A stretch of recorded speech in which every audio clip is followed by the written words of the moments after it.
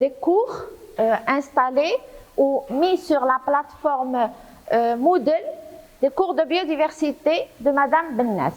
Alors en plus, elle vous a fait une introduction sur ce cours qui en fait concerne ou comporte deux volets qui sont à la fois la biodiversité, la connaissance de la biodiversité, qu'est-ce que la biodiversité, etc. Ces définitions, ces généralités et donc tout ce qui concerne les trois différents niveaux de la biodiversité. La seconde partie ou le second volet de ce cours concerne les aires protégées et donc d'autres thématiques qui lui sont associées. Et autrement dit, donc nous allons dans ce module vous introduire non seulement à la biodiversité, mais aussi à ses problématiques et donc à sa protection et sa conservation. Alors, je vais commencer d'abord par vous donner quelques chiffres. Un petit moment, je vais éteindre les lumières, comme ça vous pouvez bien voir. Alors, je reprends. Donc, avant de parler de la conservation, on se pose d'abord une question. Est-ce que la biodiversité a un problème? Est-ce qu'il y a des problèmes donc, de conservation ou de protection ou de maintien de la biodiversité? Hein? Oui, pourquoi? Par exemple, qu'est-ce qui se passe? Qu'est-ce qu'elle a la biodiversité? Hein? Il y a les extinctions des espèces. Extinction, ça veut dire la disparition. Il y a des risques d'extinction, des espèces qui risquent de s'éteindre, de partir, de ne plus exister. D'autres espèces qui sont en voie d'extinction, c'est-à-dire que si on ne les conserve pas, on peut les perdre et elles disparaîtront de la planète. Est-ce que quelqu'un peut me dire un autre exemple? Quelles sont les causes de cette disparition, de ces extinctions, de cette vulnérabilité de la problématique? Qui c'est qui la cause? Alors, il y a le changement climatique, quoi encore? La pollution, qui c'est qui fait tout ça? La pollution, est-ce que ce sont les animaux qui font ça? Non, c'est l'homme. Nous, donc, nous sommes en train de détruire notre biodiversité. Nous sommes en train nos activités deviennent donc de plus en plus importantes, de plus en plus intenses et entraînent donc cette érosion, cette perte au fur et à mesure de la biodiversité. Alors là, justement, je vous donne des chiffres à titre d'exemple. Alors, l'Union internationale de conservation de la nature, c'est un organisme qui a une crédibilité mondiale pour dans l'évaluation de l'état de conservation de la nature. Je ne vais pas rentrer dans les détails parce que nous aurons un cours spécifiquement pour l'IUCN ou l'UICN et donc les catégories qui sont utilisées par l'IUCN, les catégories, les critères, sous-critères pour donc classer, pour la classification des espèces et des taxons selon donc leur état de conservation. Alors cette Union internationale de conservation de la nature, en 2020, qu'est-ce qu'elle nous dit? Elle nous dit qu'elle a évalué un total de 128 918 espèces. C'est le nombre d'espèces qui ont été évaluées, c'est-à-dire qui ont été confrontées aux catégories de l'IUCN et donc qui ont pu être travaillées. L'IUCN, donc en revenant un peu à l'IUCN, c'est un organisme donc, qui a des centaines d'experts dans le domaine de la biodiversité et qui fait ce qu'on appelle, établit ce qu'on appelle les listes rouges de la biodiversité. Donc des taxons, pas seulement des espèces, mais des différents taxons. Alors, sur ces presque 129 000 espèces, l'IUCN donne le chiffre de 35 765 espèces qui sont menacées d'extinction. Imaginez ce chiffre immense d'espèces qui sont actuellement menacées. Alors, l'IUCN a plusieurs catégories. On va les voir en détail, mais je devais donc vous parler un peu de ces chiffres. Je les ai écrits même en rouge pour vous dire que donc il y a le maximum, c'est la catégorie éteint, c'est-à-dire un taxon qui a complètement disparu. Alors quand je dis taxon, ce n'est pas c'est pour vous montrer que ce n'est pas uniquement une espèce, mais ça peut être autre chose comme un genre, une famille, etc. Donc un taxon qui est éteint, c'est-à-dire qui a disparu de la planète, on ne l'a plus retrouvé ni revu. Un taxon qui est éteint à l'état sauvage, c'est un taxon qui est dans la nature, il est éteint, mais on peut le trouver par exemple dans des parcs zoologiques, comme c'est le cas par exemple du lion de l'Atlas, le lion marocain, qui n'existe plus dans la nature, mais qui a été donc conservé dans des parcs zoologiques. Okay? Donc ça, c'est un exemple. On a les 3 catégories de menaces. C'est la catégorie en danger, c'est-à-dire en danger critique d'extinction, critically endangered. On a les espèces ou les taxons qui sont en danger et les taxons qui sont vulnérables. Donc ça, ce sont les 3 catégories, si vous voulez, de grandes catégories de menaces établies par l'IUCN. Vous voyez que les chiffres sont terrifiants. C'est le mot donc que l'on peut utiliser. Donc 7762 espèces qui sont menacées d'extinction, qui sont en danger critique d'extinction, c'est-à-dire que dans peu de temps, si ces espèces ne sont pas conservées, si on ne prend pas donc des mesures donc urgentes pour les protéger, pour les maintenir, ces taxons vont disparaître. Il y a aussi d'autres espèces qui sont moins menacées, mais quand même avec des chiffres très importants.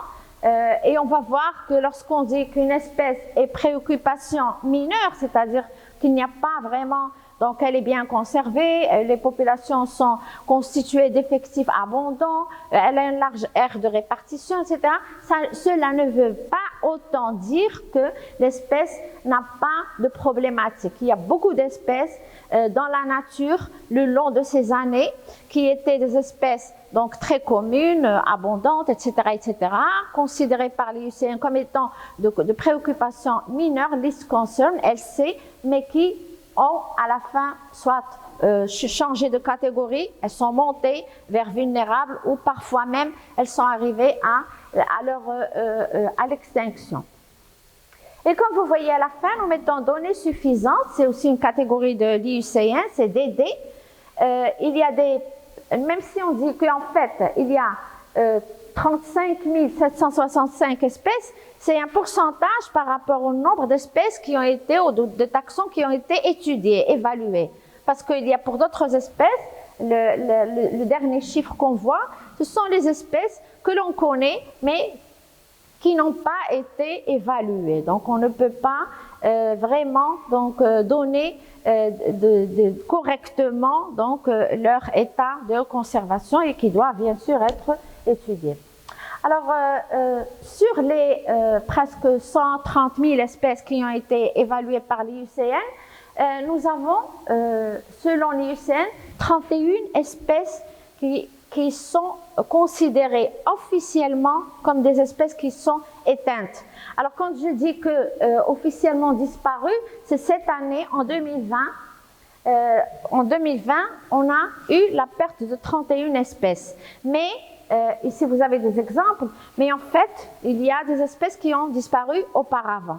Je vous donnerai par exemple l'exemple d'une grenouille, la grenouille dorée, qui a, depuis 1989, nous ne l'avons plus revue sur la planète. Donc, ce qui veut dire qu'elle est considérée comme étant éteinte. Alors, ici, donc, sur ces 31 espèces, nous avons selon les groupes, alors pour les amphibiens, nous avons 3 grenouilles d'Amérique centrale qui ont disparu. Je vous mets ici ces photos. Nous avons aussi des poissons, donc au niveau des poissons, c'est surtout, donc, alors on a des poissons d'eau douce de la famille des cyprinidés. Les cyprinidés, ce sont des petits poissons, donc connus de par le monde, mais ici les espèces l'espèce qui a disparu, c'est Schizothorax altan, Et c'est un petit poisson qui vit donc en Asie centrale. En ce qui concerne le genre Barbodès, on a beaucoup d'espèces qui ont disparu. Vous voyez ici, donc c'est le genre Barbodès, donc plusieurs espèces. Et ce sont des poissons aussi d'eau douce et qui sont endémiques du lac Lanao qui existe aux Philippines. Donc toutes ces espèces ont disparu. Si un jour vous faites donc, ou vous pouvez faire des recherches sur Internet pour voir ce qui s'est passé au niveau d'un lac connu en Afrique, le lac Victoria. Le lac Victoria, c'est actuellement la deuxième plus grande donc, superficie d'eau, ressource d'eau douce qui existe sur la planète et qui était donc très riche en espèces endémiques. Mais quand je dis endémiques, c'est vraiment des espèces qui ne vivaient qu'au niveau du lac Victoria. Et on a eu, donc à cause de l'introduction d'espèces exotiques, donc parce que ici c'est aussi le cas, donc ces extinctions que vous voyez pour les poissons, elles sont causées par l'introduction d'espèces prédatrices donc on introduit, mais il y a aussi d'autres choses qui viennent pour aggraver, comme donc l'utilisation de méthodes de pêche qui sont inadéquates et de la surexploitation. Pour le cas du lac Victoria, c'est un exemple que je donne souvent, mais surtout pour le cours donc, de biologie de la conservation, vous pouvez aller voir. Mais c'est vraiment une vraie catastrophe qui s'est passée au niveau du lac Victoria. Il y a eu la perte de 200 espèces de cyprinidés, ces petits poissons, de disparition, d'extinction totale. Et tout ceci à cause de l'introduction d'un gros poisson, et donc ce poisson donc, a été introduit pour être utilisé donc, parce qu'il est grand, il a beaucoup de chair et il avait un rendement économique très important. Donc c'est la perche du Nil, vous pouvez chercher, il y a même un film qui a été fait là-dessus, je pense que c'est le cauchemar de... Bon, c'est un film qui a été fait donc sur le lac Victoria, où donc, d'ailleurs il y a beaucoup d'exemples en biologie de la conservation qui se donnent sur les phénomènes qui se sont passés au niveau des phénomènes d'extinction, de perte de biodiversité, etc., à cause de l'introduction de la perche du Nil. Alors en ce qui concerne donc les amphibiens, poissons, les mammifères, donc on a cette chauve-souris donc, qui est originaire d'Australie, qui est éteinte. Et puis pour les plantes, on a donc aussi plusieurs espèces. Je vous ai mis les listes complètes des espèces qui ont disparu, qui sont considérées comme éteintes. Ici vous avez donc les chênes asiatiques, donc, qui sont remontées donc, dans la liste rouge de l'IUCN dans la catégorie en danger critique. Probablement, il y en a certains qui sont probablement donc éteints à l'état sauvage. Alors, vous voyez que, je ne sais pas s'il y a une autre diapositive, donc vous voyez qu'à chaque fois que l'on parle d'extinction, on n'a pas toutes les données. C'est-à-dire qu'on dit que 13 000 espèces ont été évaluées et les autres espèces où sont-elles? Ça aussi c'est quelque chose d'important que vous devez savoir, c'est que les espèces qui existent actuellement, on ne les connaît pas toutes. Toutes les espèces n'ont pas été décrites. Il y a beaucoup d'espèces qui sont encore inconnues. Imaginez l'Amazonie par exemple. Est-ce que vous pensez que toutes les espèces, aussi bien, ou les taxons aussi bien végétaux que les plantes, et les champignons, etc., est-ce qu'on les connaît? Est-ce qu'on les a décrits? Dans les montagnes, donc les hauts sommets des montagnes, dans les océans, au fond des océans, donc tout ceci ne sont que des estimations, mais des estimations qui font vraiment peur. Et donc la biodiversité doit nous tenir à cœur parce que c'est quelque chose d'important. D'ailleurs, l'homme dépend de presque de 99%, je pense, de son alimentation de la biodiversité. si la biodiversité disparaît, l'homme aussi disparaît. Peuvent ne pas disparaître des éléments de la biodiversité, comme les petits cafards, il peut ne pas disparaître, mais nous, probablement l'homme sera la première espèce qui disparaîtra, étant donné notre grande dépendance. Alors, on doit conserver. Alors ici, on a un exemple du plus grand mammifère qui existe en Europe, c'est le bison d'Europe, Bison bonasus. C'était un animal, donc le bison était passé donc à la il était catégorisé comme quasi menacé, c'est-à-dire presque menacé ou least concern.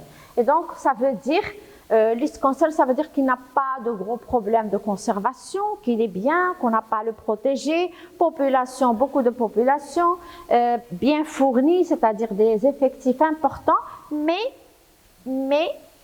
il est passé de cette catégorie, de la catégorie quasi menacée, à la catégorie vulnérable. Et donc, les décideurs, les gestionnaires de la biodiversité en Europe se sont rendus compte de cette problématique et ils ont décidé de le conserver.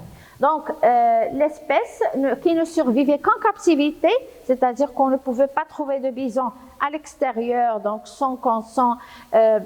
c'est-à-dire soit dans des parcs, mais pas intégral, ni entouré d'enclos, ni rien, en captivité, il y a un d'accord? Donc, en captivité, dans des fermes, dans des réserves, etc. Donc, il a été réintroduit donc, à l'état sauvage. Donc, on fait des élevages en captivité et on libère les animaux dans la nature. Donc, cette libération à l'état sauvage s'est faite donc, au niveau des années 50. Qu'est-ce qui s'est passé?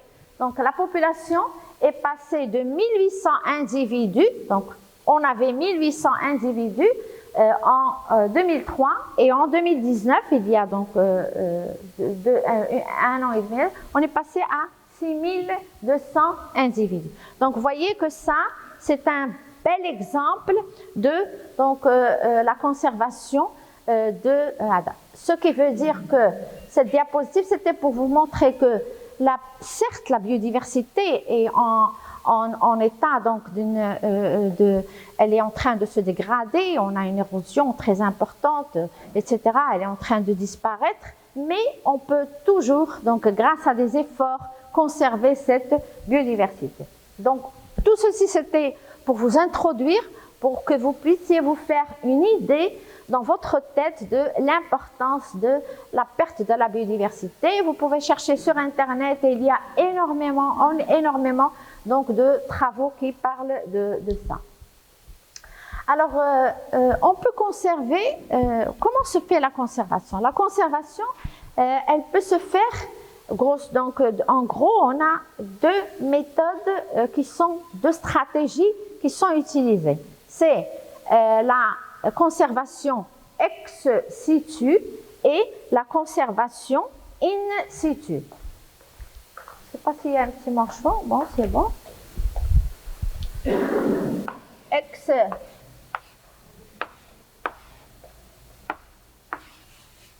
situ et in situ. Est-ce que quelqu'un sait qu'est-ce que c'est? C'est une stratégie de conservation. Alors, la biodiversité, soit on peut la laisser dans ses habitats,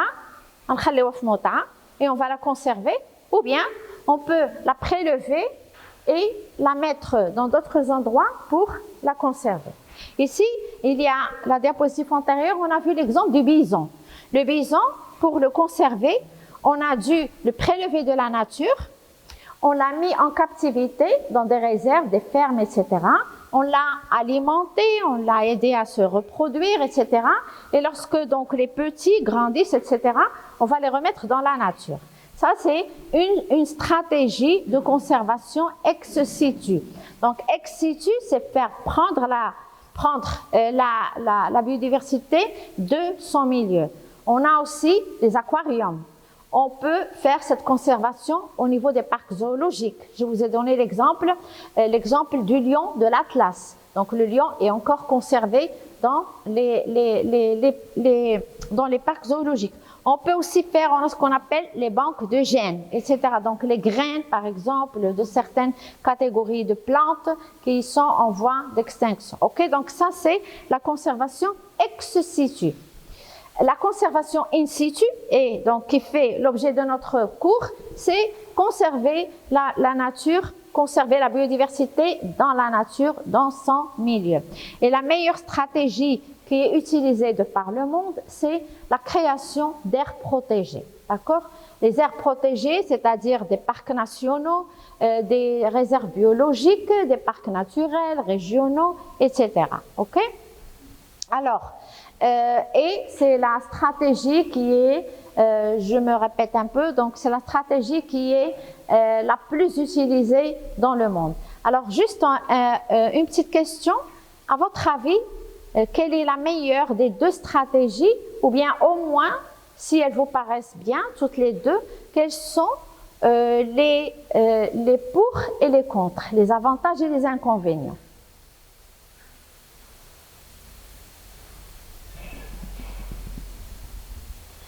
Par exemple, la ex situ, quels sont ses inconvénients? On va prendre un aigle ou un vautour. Ce sont des rapaces. On a fait le cours en S4, on a parlé des vertébrés. Et on va le faire sortir de son milieu et le mettre dans une réserve. On va lui donner de quoi s'alimenter, on va l'aider à se reproduire. Les petits, donc, va y avoir la ponte des œufs, puis les petits vont sortir, ils vont commencer à grandir. Alors, est-ce que ces animaux, lorsqu'on les remettra sur la nature, est-ce qu'ils vont chasser facilement, ils vont s'abriter facilement, ils vont avoir donc rapidement donc l'instinct de se sauver des prédateurs, etc. Non. Donc, ça va être beaucoup plus difficile de les remettre dans le milieu naturel. Ça, c'est l'un des inconvénients, par exemple, de la stratégie ex situ. In situ, c'est les aires protégées. Et les parcs nationaux, est-ce que vous pensez que c'est facile de les gérer, de vraiment conserver les animaux à l'intérieur des aires protégées? Non, pourquoi, par exemple? D'abord, il faut des espaces qui sont très grands parce qu'une aire protégée, plus une aire protégée est grande, plus elle est importante.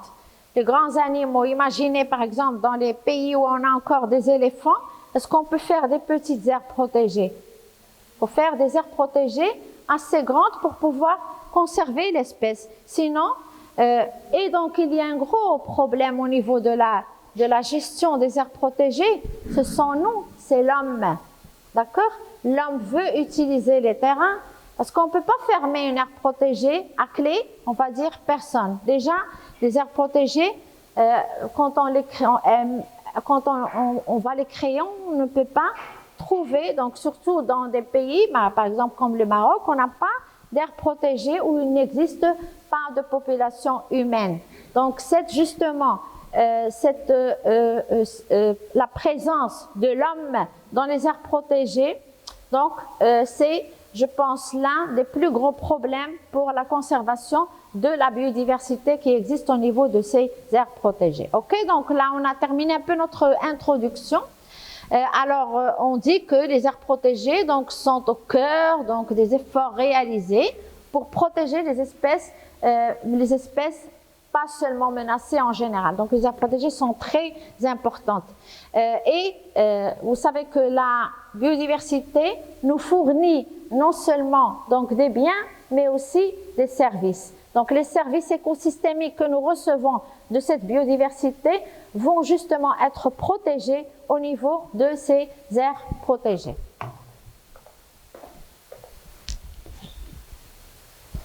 Alors, les définitions, je dis toujours que les définitions sont très importantes. Vous avez ici une définition, donc en haut, de la part, une définition de l'IUCN d'une aire protégée. Elle est ancienne, en 2008, et ici en bas, vous avez une définition qui est plus actuelle. Donc, une aire protégée, selon l'Union internationale de conservation de la nature, c'est un espace géographique qui est clairement défini. Donc, il doit avoir des limites qui sont claires et connues. On doit savoir où commence une aire protégée et où elle se termine, qui est reconnue par l'État. Si on parle de nos aires protégées, reconnues non seulement par nos États, mais reconnues aussi à l'échelle internationale. Pourquoi c'est important qu'un parc national, par exemple marocain, soit reconnu par l'UICN et par d'autres entités de la conservation de la nature? Pourquoi? Il est à nous, on fait ce qu'on en veut. Pourquoi?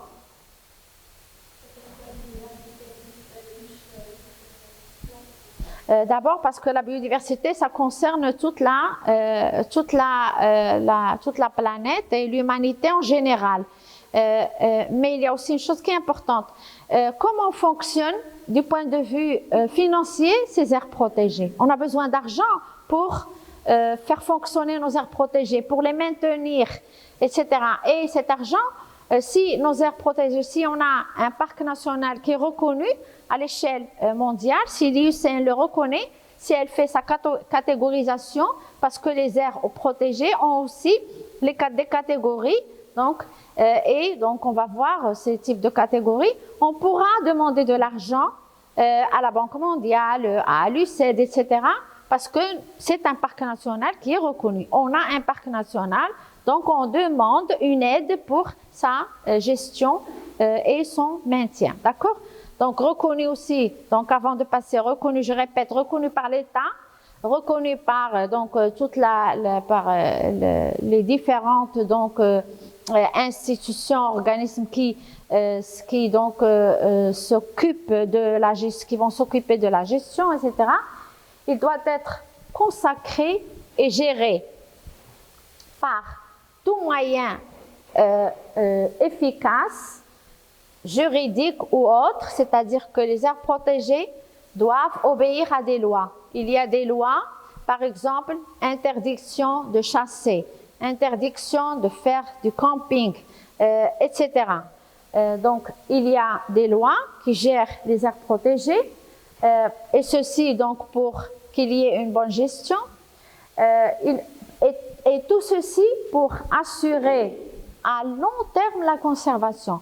La conservation, on ne doit pas trouver des stratégies, on ne doit pas avoir des stratégies pour conserver la biodiversité à court terme. On va conserver pour 1 an, 2 ans, 10 ans et on laisse tomber. Non, nos réflexions lorsqu'on crée une aire protégée, c'est de la conserver à long terme, c'est-à-dire de la maintenir pour les générations, donc pour sur des siècles et des siècles. Donc à long terme, la conservation de la nature ainsi que des services écosystémiques. Est-ce que vous savez ce que c'est qu'un service écosystémique? Les écosystèmes nous offrent des services. Quels sont les niveaux de biodiversité? Combien on a de niveaux de biodiversité? Vous avez vu ça avec Madame Nard. 3. Diversité spécifique, les espèces. Diversité écosystémique, les écosystèmes, et diversité génétique. Donc les écosystèmes nous fournissent des services, d'accord? Et pas seulement ceci, parce que dans une aire protégée, dans un parc par exemple national, on doit en même temps donc conserver les valeurs culturelles. Parce que la biodiversité, elle est toujours accompagnée de valeurs culturelles. قيم ثقافية. دائما كتماشى مع قيم ثقافية. Et donc, dans une aire protégée, on doit conserver aussi les valeurs culturelles. La culture, tout ce qui est culturel, l'historique et la biodiversité. Alors, ici, vous avez une classification des aires protégées. Ce n'est pas la plus récente, mais c'est une classification très générale qui donne un peu la nomenclature qui en dit la plus courante. Donc, vous avez des réserves, un très grand nombre de réserves de faune forestière, de biosphère, etc. On a des sanctuaires de faune, Et on a les parcs. Parc national, parc naturel, parc régional, parc de récréation et parc de conservation. Alors, aujourd'hui, on va voir des petites définitions avec des exemples de chacune de ces catégories. Okay? Ici, sur la diapositive, sur cette partie en bleu, on a les catégories qui sont reconnues par les Nations Unies. Mais ici, on parle, par exemple, au niveau de la catégorie B, vous avez les catégories qui relèvent de programmes nationaux. Donc, les réserves de biosphère, qui suivent donc le programme Men and Biosphere. On va voir des exemples sur le cours des réserves donc, de biosphère du Maroc et les biens, les sites de protection comme les zones humides qui sont donc à partir de la convention de Ramsar, etc. Et ici, vous avez au niveau de A, du groupe A, justement, donc la catégorisation des aires protégées. Donc vous avez les aires protégées 1, A et B, 2, 3, 4, 5, 6, selon donc le parc, par exemple, à quel point il est protégé et conservé, il est interdit de faire de l'écotourisme, dans quelle région, etc. Et le plus strict, c'est justement la catégorie 1, A et B. Donc c'est une protection qui est stricte, ok? Donc vous retenez, le plus important c'est de retenir ces différentes nomenclatures. Alors, une réserve de faune, alors lorsque j'ai monté ce cours, au lieu de parler, donc de donner juste la définition de qu'est-ce que c'est qu'une réserve de faune forestière, etc., j'ai préféré chaque catégorie la mettre sur une diapositive et donner un exemple. Donc, ok? Alors, la réserve de la faune, comme l'indique son nom, c'est pour protéger un élément de la faune. Ici, on a une réserve de faune du Congo. Vous avez ici la carte donc, du Congo et la petite étoile. Les petites étoiles, c'est l'emplacement de ce parc. Alors, cette réserve a été créée pour la protection de cet animal. Ces animaux, on les appelle les okapis. Ce sont des animaux qui sont considérés comme étant en voie d'extinction. Donc, pour les conserver, le Congo a créé cette réserve de faune. Cette réserve, elle est inscrite sur la liste donc, du patrimoine mondial de l'UNESCO. Et justement, vous allez voir que les réserves, lorsqu'on crée une réserve, on ne la crée pas donc comme ça à l'air libre, mais c'est généralement au sein d'un parc national. Parce que le parc national, si vous voulez, c'est la plus grande entité en ce qui concerne la superficie, etc. Mais en fait, la plus grande entité de protection intégrale, c'est la réserve intégrale. نشرح لكم باللغة العربية.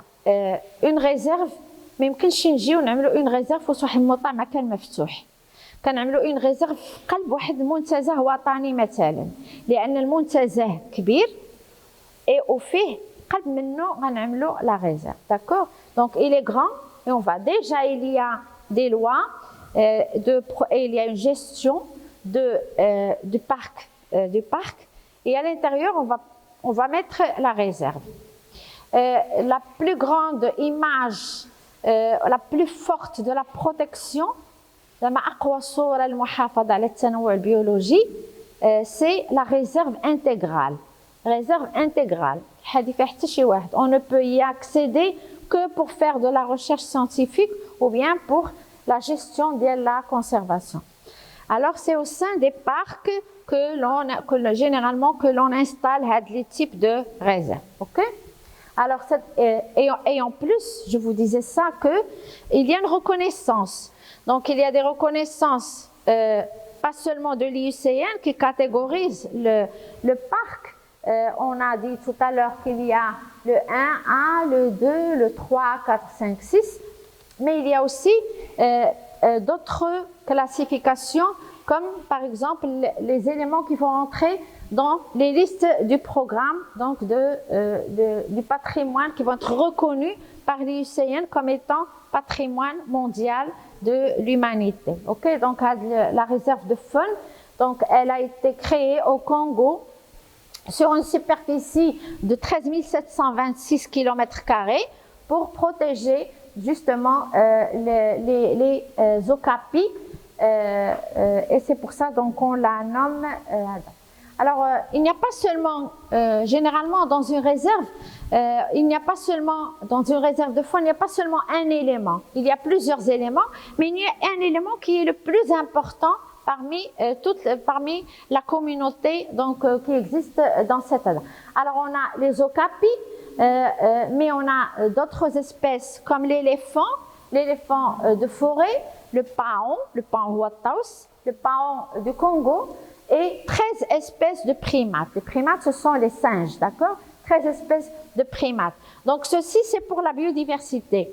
Mais pour les valeurs culturelles, on a des pygmées nomades. Les pygmées, donc, ce sont des hommes de petite taille. Vous avez probablement vu donc, sur des documentaires sur National Geographic ou autres. Donc, les pygmées nomades, c'est-à-dire rahala, qui ne sont pas sédentaires, les Mbouti et les Effets et des fermiers bantous. Donc, tout ceci pour vous dire qu'il y a une communauté de populations humaines qui sont caractéristiques et qui ont donc une valeur très importante pour faire que cette région soit si vous voulez, pour que donc le Congo ait créé au niveau de cette région la réserve de faune, ok? Donc, on a une réserve de faune où on a un élément qui est important, un élément de la faune, c'est l'okapi. On a d'autres éléments originaux, l'éléphant, le paon, les singes, etc. Et on a aussi des populations humaines qui sont en voie d'extinction et qui sont très importantes. Réserve forestière, comme l'indique son nom, c'est pour protéger la forêt. Okay? Alors ici, c'est une réserve forestière qui se trouve au niveau d'un parc national. Donc un parc national qui est catégorisé par l'IUCN dans la catégorie 2. Alors, il se trouve au niveau du Sri Lanka. Donc on l'appelle la réserve forestière de Sinaraja. Sinaraja, ça veut dire en singalais. Le singalais, c'est la langue du Sri Lanka. Sinaraja, ça veut dire, elle provient de deux mots. Sina, ça veut dire le lion, et Raja, ça veut dire le roi. Donc, c'est le roi lion, si vous voulez, Sinaraja. Donc, elle est considérée comme étant l'une des dernières forêts viables, c'est-à-dire qui vont continuer, qui peuvent survivre sur notre planète et qui représentent la forêt humide. Hein? Vous savez que nous avons au niveau de notre planète des biomes, différents biomes, et la forêt donc humide primaire constitue l'un des biomes les plus importants et donc à conserver. Alors en ce qui concerne la conservation, la création d'aires protégées, on crée des aires protégées pour la conservation à échelle régionale, nationale, mais aussi à l'échelle globale. Et on a une vision, la vision c'est de protéger les différentes représentations de biodiversité qui existent sur toute la planète. Donc on a d'une part, on va par exemple on va conserver la forêt primaire, on va conserver la taïga, on va conserver la toundra, etc.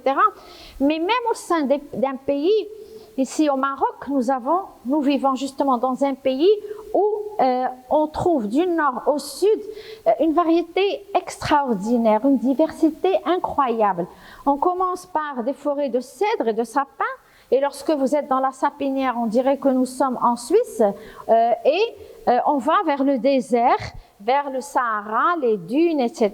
Donc même dans sa vision, le Maroc a créé les parcs nationaux. Nous avons 10 parcs nationaux dans lesquels nous trouvons cette représentativité pas de biomes, mais on a le parc de Talassanta pour la conservation de la sapinière. On descend, c'est pour la cédrée. Et puis, on a plus en bas, au niveau de Khnifis, c'est pour préserver donc les ergues, les règues, etc. On a le Haut Atlas oriental, où on a donc ce contraste du nord vers le sud. Et donc, on conserve un peu, si vous voulez, on conserve un peu tout ce qu'on a. D'accord? Et c'est cette vision. Donc, cette réserve forestière donc, du Sri Lanka, c'est pour protéger l'une des dernières, donc les vestiges, si vous voulez, ces restes de la forêt primaire qui, il y a des siècles et des siècles, était très développée sur la planète. Alors, depuis 1978, elle est inscrite sur... elle est classée, pardon. Elle a été reconnue donc d'importance mondiale et classée donc en 1978 comme réserve de biosphère. Mais étant donné donc les menaces qui pèsent sur elle, et la forêt, c'est la déforestation, la perte donc de superficie forestière, elle a été donc depuis 1989 inscrite sur la liste du patrimoine donc mondial de l'UNESCO. Alors quand on est inscrit dans ces listes patrimoine, etc., mondial, en péril, qu'est-ce que ça veut dire? À quoi ça va servir? اش غيصلح لنا هذا نسجلوا في هذه لي ليست نكونوا في لا ليست. Alors, comme on est en train de filmer, on ne va pas tarder trop là-dessus, mais c'est à chaque fois qu'on a une reconnaissance, on peut avoir des fonds, on peut avoir un financement pour le maintien. Par exemple, une ville qui est reconnue patrimoine mondial de l'UNESCO, elle pourra donc bénéficier de fonds qui lui viendront de l'extérieur pour pouvoir la maintenir. Okay? Donc là, c'est la même chose. Lorsque une réserve ou une aire protégée en général est inscrite donc sur la liste du patrimoine national de l'UNESCO, donc on peut recevoir des fonds pour la maintenir. Donc cette forêt, justement, elle est restée vierge. Pourquoi? Parce que elle se trouve dans une région qui est inaccessible, qui est très difficile d'accès, et elle a été donc, si vous voulez, privilégiée grâce donc à cette inaccessibilité, et elle a été sauvée de l'exploitation commerciale, parce que vous savez que les forêts donc sont utilisées pour leur bois, pour fabriquer donc et aussi pour dégager des zones pour faire de l'agriculture. Alors on a vu la réserve de faune et on a vu la réserve forestière. Alors ici on a ce qu'on appelle une réserve intégrale. Les réserves intégrales, on les crée toujours au sein de parcs nationaux. Donc on a la réserve intégrale qui est créée au sein d'un parc national.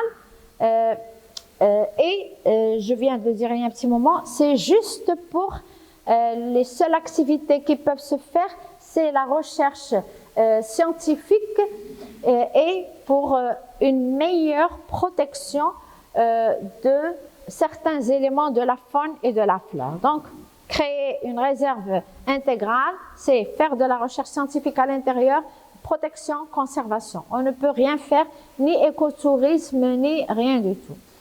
Les réserves intégrales, généralement, quand on fait une réserve intégrale, là, il est important de prendre en considération l'occupation humaine. S'il y a des villages, des populations humaines, des hadas, on ne peut pas faire une réserve intégrale. On ne fait des réserves intégrales que dans des endroits qui sont complètement donc, déshabités, où l'homme n'existe pas. Alors, une réserve naturelle, donc tout à l'heure c'était intégral, maintenant c'est naturel. C'est un territoire qui est plus ou moins, on va dire plus ou moins intégralement, donc protégé bien sûr par des règlements, et il y a des règlements, des règles, mais il y a aussi une surveillance. Alors, la différence de ce type de réserve, c'est que les réserves naturelles sont créées après, donc de manière, si les populations qui vivent dans cette région, ce sont eux qui demandent la création d'une réserve naturelle dans leur environnement, dans la région où ils vivent. Donc, c'est soit tout le village, toute la région, ou bien un propriétaire. Il y a des gens qui ont des fermes ou bien des très très grandes. Donc ce propriétaire peut être soit privé, soit public. Et c'est généralement dans des zones qui ont une biodiversité très importante. Pas seulement la biodiversité, donc une diversité écosystémique, des habitats importants, une diversité spécifique importante. ou bien on peut trouver des minéraux ou des fossiles. Des endroits ici au Maroc, on a par exemple beaucoup d'endroits où on a créé justement des réserves naturelles ou même des parcs, des géoparcs, etc. Comme en France, par exemple, on les appelle des réserves géologiques, ou bien ce sont des endroits qui ont donc des paysages naturels extraordinaires, qui ont une histoire, donc un patrimoine historique très important, où on peut faire, donc en même temps dans une réserve naturelle, contrairement à la réserve intégrale, il y a des activités humaines qui se font en parallèle avec la conservation, mais qui vont dans le même sens de la conservation. Donc le point le plus important ici, c'est que ce sont une réserve naturelle, c'est une région, donc c'est une zone qui contient, donc qui est composée d'éléments donc vivants, biodiversité donc importante, géodiversité aussi, mais on peut y trouver donc des éléments comme des géologiques, des fossiles, etc. Une culture des activités culturelles spéciales, mais elle est créée donc à partir de la volonté donc des propriétaires ou des gens qui vivent dans cette région. Ce n'est pas uniquement l'État qui prend la réserve. Alors on a ensuite la réserve naturelle intégrale. Donc ici c'est Madagascar. Alors là vraiment, je vous conseille d'aller sur Internet pour voir cette réserve. Qu'on appelle, qui est créé donc au Madagascar. Vous savez que le Madagascar c'est au fin fond de l'Afrique, donc c'est une grande île et c'est un hotspot de biodiversité, l'un des 34 hotspots de biodiversité, avec une biodiversité extraordinaire, incroyablement extraordinaire. Non seulement une biodiversité, mais des paysages naturels vraiment uniques qui n'existent uniquement qu'au Madagascar. Alors, elle est justement elle a été créée au niveau du parc national Tsingy de Bemara. Vous pouvez aussi donc chercher sur Ada. Et donc, sur une altitude donc, située entre 150 et 700 mètres. Donc, souvent, on a des paysages qu'on peut voir donc, d'en haut. On peut voir le paysage que vous avez vu ici, donc avec les Tsingy. C'est un paysage qui est karstique. J'ai vu sur Internet donc des visites d'écotourisme qui se font à l'intérieur. Donc les gens pénètrent à l'intérieur et il y a des itinéraires. Mais à part ça, c'est quelque chose, c'est comme imaginez un trou immense et que vous voyez donc ce qu'il y a à l'intérieur. Alors, c'est un paysage karstique, donc la roche est karstique, et le massif calcaire, il est formé en déchiqueté, vous l'avez déchiré, donc, et qui forme un Tsingy. Ou bien, c'est une forêt d'éperons. Les éperons, qu'est-ce que c'est? Vous connaissez les cow-boys? Les cow-boys, ils ont des bottes, et aux bottes, au niveau de leurs bottes, ils mettent un éperon, pour frapper donc le cheval, pour le piquer comme ça. Ça, c'est ce qu'on appelle les éperons. Donc, en malgache, le malgache, c'est la langue qui est parlée au Madagascar. Tsingy, ça veut dire où on ne peut pas marcher les pieds nus, parce que c'est un endroit donc, où on a cette sorte de pic d'éperon où on ne peut pas marcher les pieds nus. Donc, à part ces paysages karstiques extraordinaires, on a d'autres manifestations de la nature. On a par exemple les gorges d'une rivière, la rivière Manambolo, qui sont de 300 à 400 mètres de profondeur. Vous savez ce que c'est que des gorges? Les gorges, vous connaissez les gorges de Dadès au Maroc? Hein? Donc les gorges, c'est quand on a deux montagnes de part et d'autre très grandes, et nous on va passer, il y a une rivière qui passe au milieu. Ici, vous avez les gorges du Laou. Donc, le Laou, Oued Laou, forme des gorges. Il passe entre deux montagnes et vous avez des paysages extraordinaires. Donc, imaginez cette rivière, donc la rivière de Manambolo, de 300 à 400 mètres de montagne au-dessus de votre tête. Et vous passez donc au niveau de la rivière. Alors, on a aussi donc la forêt primaire avec des lacs, les mangroves. Vous savez, connaissez les mangroves? Les mangroves, ce sont ces arbres immenses qui se caractérisent par des racines qui sont à l'extérieur. Donc, je suis sûre certain que vous avez étudié ça lorsque vous étiez en secondaire. Les forêts de tundra, mangroves, etc., tout ça, taïga, etc. Et au niveau de ces mangroves, on trouve donc un très grand nombre d'espèces d'oiseaux qui sont rares. Et les lémuriens. Les lémuriens, c'est pas des singes, je me dis que les animaux, ils ont avec des petits yeux comme ça. Hein? Tout ça, on l'a fait en phonistique. Bref, que moi, ce serait un rêve pour moi d'aller visiter un de ces jours. Alors, on a aussi, toujours au Madagascar, donc une réserve spéciale d'Ankarana. Elle fait partie, donc, au niveau du Madagascar, il y a tellement de biodiversité extraordinaire et incroyable qu'ils ont des réseaux d'aires protégées. On a plusieurs aires protégées. Alors, réserve spéciale. Pourquoi spéciale?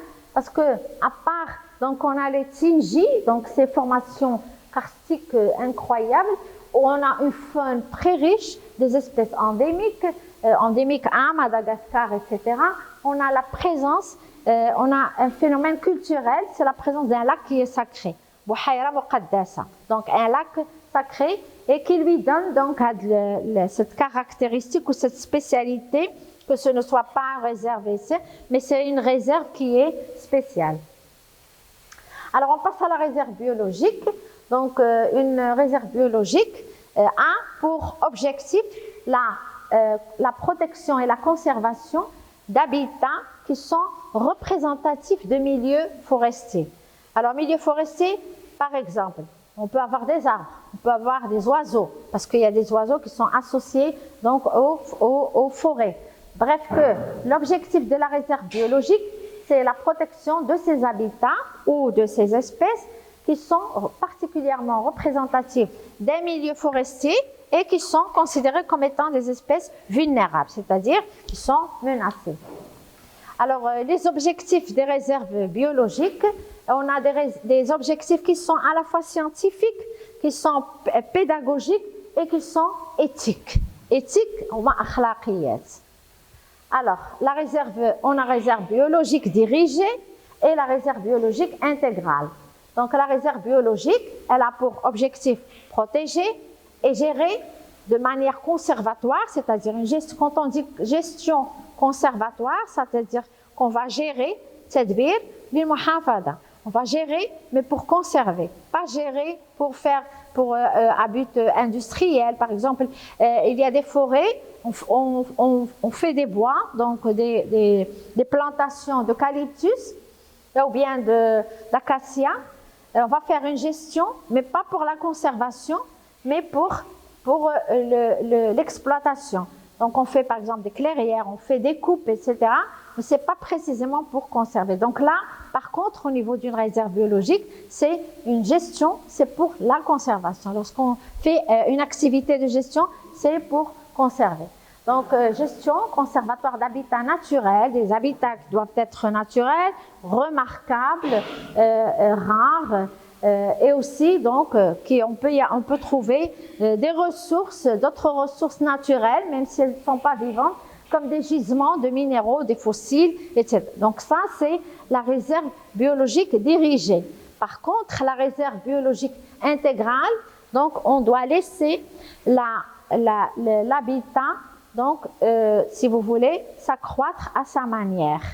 On ne va pas faire et c'est donc on va le laisser s'exprimer, on dit donc s'exprimer la dynamique naturelle et spontanée des habitats pour en tirer des données scientifiques, donc c'est pour faire de la recherche scientifique et pour le développement de la biodiversité. Vous voyez toujours que quand on parle de intégral, c'est vraiment donc uniquement la conservation et la recherche scientifique. Et puis on a un sanctuaire de faune. Alors ce mot on a réserve de faune, sanctuaire de faune. La différence c'est que le sanctuaire c'est beaucoup plus fort. On dit un sanctuaire, le sanctuaire vient du mot le saint, c'est sidi, saint. Comme par exemple le sanctuaire de Moulay Abdeslam. D'accord? Il y a chez nous, au Maroc, donc on dit un sanctuaire lorsqu'on a une région, la région où on a une tombe, donc un saint, et on peut avoir des cimetières, de la végétation. Souvent ici au Rif, on ne touche pas à la végétation qui est dans les sanctuaires, on dit des marabouts et on laisse la végétation. Donc le sanctuaire, il est plus fort, le mot sanctuaire est plus fort que le mot réserve. Okay? Donc le sanctuaire ici dont on parle se trouve en Inde, dans l'état de Assam, et c'est le sanctuaire de faune de Manas. Alors, il se trouve bien sûr à l'intérieur d'un parc national de catégorie numéro 2, et on trouve les tigres, les pandas, les pandas rouges et les tigres. Donc, deux espèces d'animaux qui sont très menacés et en voie d'extinction. Alors, le sanctuaire de faune de Manas est inscrit sur la liste du patrimoine mondial de l'UNESCO en 1985. Mais en 1992, il a été, donc, il a monté de catégorie et il a été inscrit dans la liste du patrimoine mondial en péril. En péril, le péril, c'est la mort, ou le fana.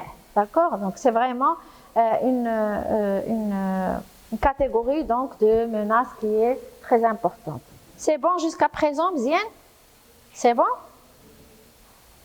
Alors, il est situé, on a dit, en Inde, dans l'état d'Assam, c'est le nord-est de l'Inde. On a en fait, au niveau de l'Inde, on a 9 réserves réserves sanctuaires pour la protection du tigre. Mais on n'a pas seulement, comme je vous ai dit tout à l'heure, dans ce sanctuaire, on n'a pas seulement que le tigre et le panda rouge, mais on a aussi d'autres espèces menacées, comme le sanglier nain, le sanglier ou al-hallouf, nain, et le rhinocéros à une corne et l'éléphant indien. Alors là, on a fait un peu un passage général sur les réserves, grosso modo, qui existent actuellement. Donc, c'est la nomenclature qu'on a. Et on va passer à parler des parcs. Donc, on commence par le parc national. Donc, on va voir le parc naturel, le parc national et le parc régional. Donc, le parc naturel, d'abord, il faut parler superficie. Le parc naturel doit être installé sur une superficie d'au moins 5000 hectares.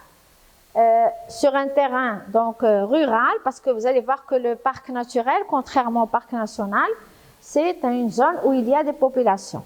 D'accord? Donc c'est un territoire rural d'une superficie d'au moins 5000 hectares et qui a un haut intérêt biologique et écologique. Il faut donc, c'est un territoire que l'État va soumettre à des mesures donc, qui sont destinées pour le protéger. Mais toujours en réfléchissant aux demandes, aux nécessités des populations qui habitent dans cette région. Donc en fait, ce n'est pas la conservation uniquement des ressources biologiques, mais c'est aussi le développement socio-économique. Donc on va conserver la biodiversité, mais en même temps, donc, on doit aller dans le sens des aspirations de ce que veulent les gens qui habitent dans cette aile. Et en fait, si vous voulez, c'est ce qu'on appelle, c'est une sorte de développement durable, donc on va peut-être utiliser cette biodiversité, ces ressources naturelles qui existent dans cette région, pour qu'elles soient non seulement conservées, mais aussi pour qu'il y ait un développement socio-économique au niveau de cette région. Donc, en fait, le rôle d'un parc naturel, il est beaucoup plus grand que celui d'une réserve. Ce qu'on vient de voir donc le long de cette partie donc du cours, mais ses objectifs ou son rôle sont triples. Il doit conserver et valoriser le patrimoine naturel, le patrimoine culturel et le patrimoine bâti. Alors, qu'est-ce que c'est que ce patrimoine bâti? Le patrimoine bâti. Un exemple de patrimoine bâti au Maroc, par exemple. Est-ce que vous connaissez les Kasbah? Kasbah, au sud du Maroc. Les Kasbah, c'est une construction. Une construction, c'est un bâti. C'est une architecture marocaine, ancienne, et donc il faut conserver quoique ce n'est pas exactement ça, mais par exemple, la ville de Marrakech, c'est une ville qui a une couleur, la couleur ocre. On ne peut pas peindre des maisons en couleur avec le blanc, le jaune, etc. Mais il n'y a pas d'immeubles qui sont très élevés, etc. Et donc, c'est, si vous voulez, un patrimoine, le patrimoine bâti. Donc, les Kasbah, par exemple, c'est un patrimoine qui est bâti. J'ai donné l'exemple de Kasbah, mais on a aussi, par exemple, les moulins à eau, les tahouna de l'ma, etc. Donc, tout ça, c'est le patrimoine bâti. Donc, le rôle du parc naturel, il est triple. On doit conserver le patrimoine naturel, on doit conserver le patrimoine culturel et le patrimoine bâti. En même temps, il faut assurer un développement socio-économique qui doit être donc respectueux de la nature. On ne peut pas donc utiliser la biodiversité, mais de manière irrespectueuse, de manière donc à la conserver et non pas à la détruire. On peut aussi au sein des parcs naturels faire de l'écotourisme, c'est-à-dire développer des activités d'accueil et aussi des activités d'éducation. Ainsi, donc, le parc naturel, si vous voulez, il met au centre de ses préoccupations deux choses qui sont importantes, la nature et l'homme. D'accord? C'est compris? Alors, le parc régional, il est créé pour mettre, si vous voulez, en valeur de grands espaces ruraux. Et quand on dit espaces ruraux, c'est-à-dire des espaces où il y a des populations humaines qui vivent dans ces régions. Donc, c'est un territoire à dominante rurale, donc la plupart des paysages sont des paysages d'agriculture, etc. En même temps, il doit y avoir donc des milieux naturels, pas donc seulement donc des milieux qui sont travaillés par l'homme, comme l'agriculture, l'élevage, etc. Ce patrimoine donc qui est naturel, culturel, d'activité, etc. Il doit être d'une part de grande qualité, mais d'autre part, il doit être très fragile. C'est-à-dire qu'il y a beaucoup de problèmes donc au niveau de sa gestion, de sa conservation et protection. Alors, c'est la préservation des richesses naturelles, culturelles et humaines. Humaine, quand on dit humaine, c'est le savoir-faire, c'est les traditions. On parle de tradition, on peut parler par exemple du vestimentaire, l'ibès. On peut parler de la cuisine, on peut parler des chants, c'est-à-dire soit un patrimoine culturel qui est matériel ou là immatériel. Les chants, al-ghina par exemple, c'est un patrimoine qui est immatériel. Mais le vestimentaire, l'ibès ou bien la cuisine, etc., ou bien la manière donc de bâtir notre savoir-faire. Le savoir-faire, c'est justement la cuisine, le type de la gastronomie. C'est par exemple faire du miel. C'est donc il y a énormément d'exemples du savoir-faire. Et lorsqu'on parle donc de la conservation de ces activités humaines.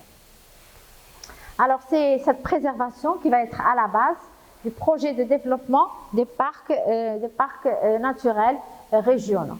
Alors, donc, pour classer un parc, une région, parc régional, et pour qu'il soit reconnu, donc il faut justement qu'il soit composé donc d'éléments qui soient remarquables, qu'il ait un intérêt patrimonial vraiment remarquable pour la région et comporter suffisamment d'éléments qui soient reconnus à l'échelle nationale, mais aussi à l'échelle internationale.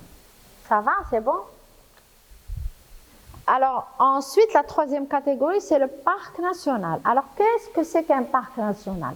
Donc, un parc national, c'est une région qui doit tout d'abord être reconnue par avoir une richesse donc, naturelle extraordinaire. Donc, une biodiversité extraordinaire, une qualité du paysage remarquable et un patrimoine culturel aussi donc important et remarquable.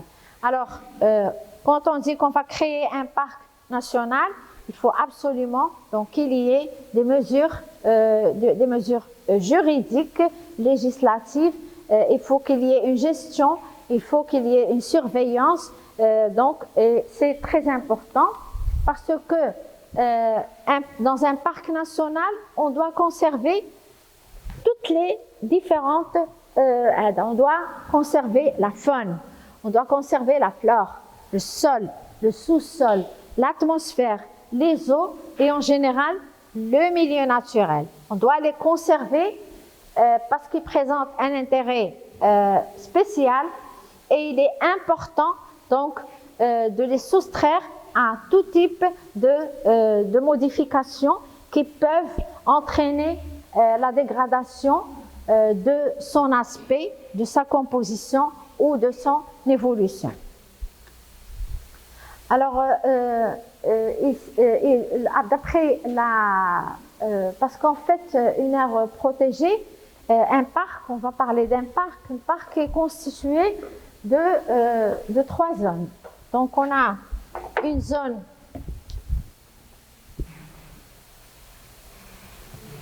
qui se trouve le cœur, on a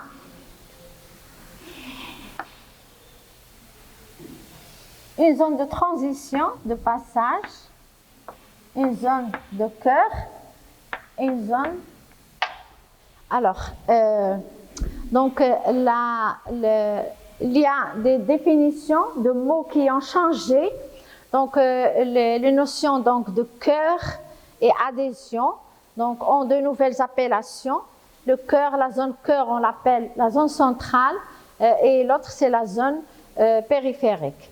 Bref que ça, on va le voir avec plus de détails.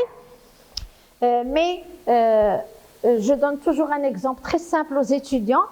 Un parc national, on va dire que c'est comme le corps humain. Donc au corps humain, est-ce qu'on va trouver le cœur, par exemple, comme ça à l'extérieur? Ici, je trouve mon cœur. Mes yeux, d'accord.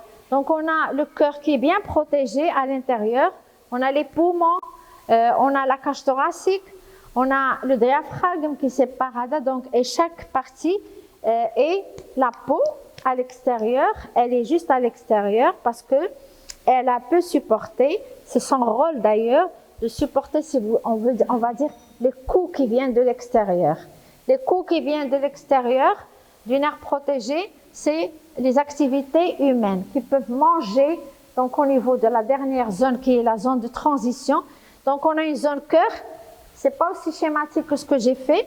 On peut avoir plusieurs zones de cœur. Par exemple, pour Salah Sultan, c'est protéger la sapinière. On a la sapinière à Kilti, on a Salah Sultan, on a donc dans toutes ces régions, c'est des zones intégrales. Ces cœurs, c'est des réserves justement intégrales. Et plus on va vers l'extérieur, plus on va vers la zone de transition où on peut avoir des activités humaines.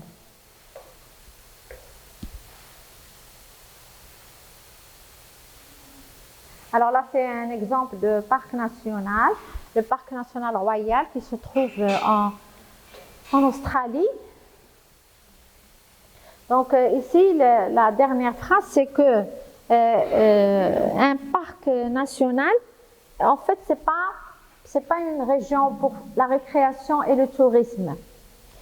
Mais dans les pays qui sont en voie de développement, c'est difficile d'empêcher les populations humaines qui vivent dans ces parcs de ne pas faire, donc de ne pas pratiquer d'autres activités. Chez nous, dans nos parcs nationaux, il y a de tout. Il y a de l'agriculture, il y a de l'écotourisme, il y a du tourisme, parfois du tourisme sauvage. Et donc là, ça reste des vrais conflits pour le maintien de la biodiversité et le maintien de l'intégralité de ces parcs nationaux. Mais un parc national, normalement, n'a pas un intérêt touristique. Son intérêt réside surtout dans la biodiversité qu'il recèle. Dans les pays développés, on trouve donc cette notion où beaucoup de parcs nationaux ne servent que pour la conservation de la biodiversité ou bien avec des activités, mais des activités qui sont très bien organisées et qui ne touchent en rien si vous voulez, cette biodiversité et sa protection. Alors, les autres catégories dont on a parlé, vous vous rappelez, tout à l'heure, je vous avais montré donc sur la deuxième diapositive une nomenclature des aires protégées, les différentes réserves, etc., parcs. Mais sur l'autre, on avait les programmes donc, qui relèvent d'un programme Man and Biosphere. Donc, ce sont les réserves de biosphère. Elles ont été créées par le programme de l'UNESCO en 1971, et le rôle les réserves de biosphère ne sont pas des aires protégées. Elles peuvent contenir des aires protégées, mais ce ne sont pas des aires protégées. C'est par contre leur objectif, c'est de promouvoir une relation équilibrée entre l'homme avec un grand H et la biosphère. Alors elles font l'objet de recherches scientifiques sur la conservation des paysages, des écosystèmes, la gestion des ressources naturelles et l'impact de l'activité humaine. Et elles essayent de servir, d'être un modèle donc pour les projets de développement durable et d'éducation à l'environnement. Nous avons au Maroc 4 réserves de biosphère. Nous sommes dans la réserve de biosphère intercontinentale de la Méditerranée. On a la réserve de biosphère de l'Arganeraie, la réserve de biosphère des Oasis et de récentes créations, la réserve de biosphère de la Cédraie. Ces 4, je ne donne pas ici de détails parce que sur le cours donc, des aires protégées du Maroc, on parle de ces cédraires. D'ailleurs, en parlant des aires protégées du Maroc, l'année dernière, j'ai filmé donc, le cours et vous pouvez le voir je vais le mettre sur la plateforme Model.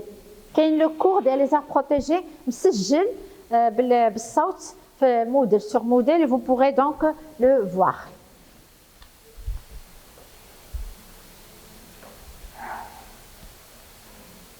Alors, je vous ai mis sur ce cours, donc il reste pas mal de diapositives, mais c'est pour votre culture générale, pour les étudiants donc, qui veulent en savoir plus. Vous avez, donc je vous explique, donc je vous donne beaucoup d'explications détaillées sur les aires protégées.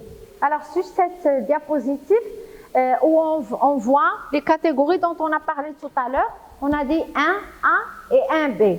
Donc pour 1A et 1B, c'est, s'il vous plaît, c'est la protection intégrale, la protection très stricte. 1A, c'est le maximum, 1A, c'est un peu moins. Mais après, vous avez 2, 3, 4, 5, 6. C'est à chaque fois que si vous lisez donc attentivement ces explications, vous allez voir que la protection devient de plus en plus faible en passant de 1 vers 4. On va voir un peu les pays, l'exemple d'aires protégées. Vous avez la catégorie 1A, 1B, où on fait presque que de la protection, de la conservation de la biodiversité. C'est le parc national en Suisse, c'est l'une des réserves écologiques du Québec au Canada, et le Yosemite Park des États-Unis. Donc, vous voyez que c'est au niveau juste des pays qui sont très développés, qui peuvent donc se permettre de ne faire que de la conservation au niveau de leur parc.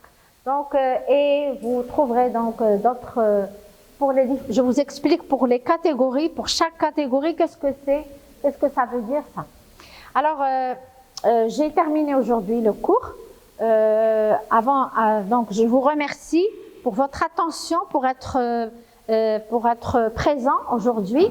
Je suis super contente d'avoir fait le cours. Ça fait plus d'une année que je n'ai pas fait de cours. Je suis très, très heureuse de vous avoir en face de moi aujourd'hui. Alors, en ce qui concerne l'examen, comme je sais que c'est un peu votre préoccupation, je le comprends parfaitement. Donc, je vous mettrai pour ma partie un polycope que probablement beaucoup d'entre vous ont et où seront donc indiquées les différentes parties qui seront considérées pour l'examen. Ok? Donc aujourd'hui, on a vu un peu, disons très rapidement, donc la nomenclature des aires protégées. En ce qui concerne les aires protégées du Maroc, c'est déjà filmé. Vous pouvez le voir sur la plateforme Moodle que je vais bientôt le mettre. Et donc pour la semaine prochaine, on verra les catégories de l'IUCN parce que c'est très important pour votre formation que vous sachiez les catégories IUCN, critères, sous-critères, etc. Cependant, je reste à votre entière disposition.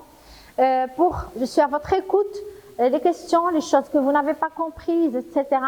Vous pouvez soit sur le chat, donc sur la dame écrire, sur la plateforme vos questions, ou bien donc me contacter par mail, ou si je suis là pour répondre à vos questions. Merci aux photographes, merci beaucoup, et merci à tous mes étudiants. Merci beaucoup.